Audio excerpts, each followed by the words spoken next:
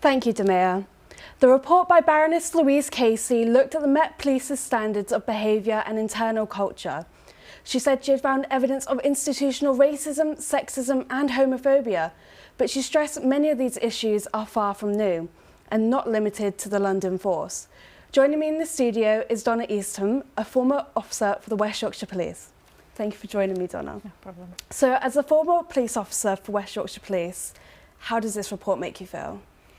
I think it's sadness that it's come again in the wake of a real tragedy with Sarah Everard, but overwhelmingly frustration, review after review after review, and what changes. And I think ultimately the message that lots of people get and wider society get is that the police are untouchable because they don't have to change. And is this something you've seen or experienced with yourself within the West Yorkshire Police Force? Yeah, I think that, you know, we could replace the Met Police in Baroness Casey's report with UK police forces. I don't think it's the Met Police are unique in this by any means. I think this could be applied to all West Yorkshire Police forces.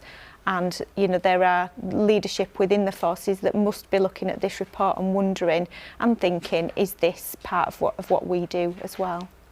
And within the report, it stated that the majority of Met Police officers do not represent the people of London. Do the West Yorkshire Police officers represent the people of West Yorkshire? Yeah, I think that's twofold really. I think that the problems with Met Police officers being able to live and work in London contribute significantly to that. I think that West Yorkshire Police officers are more representative of the communities that they serve, but there's still lots to be done in terms of equity for everybody joining the police and people wanting to join the service as well, seeing people like them and wanting to represent their community. And as someone who teaches current police officers, and in September you'll be teaching some new officers as well, how important do you think education is with changing the police?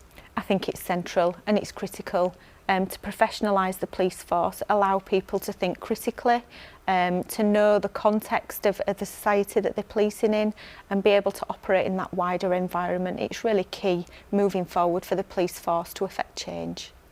And do you think this education will help police officers change their perspectives? Yeah, I do. Yeah, I think professionalising the force is one of those things that will elevate the standards, enable officers to, you know, lots of people who typically wouldn't have come to university to gain an education and feel as though they're part of something in society.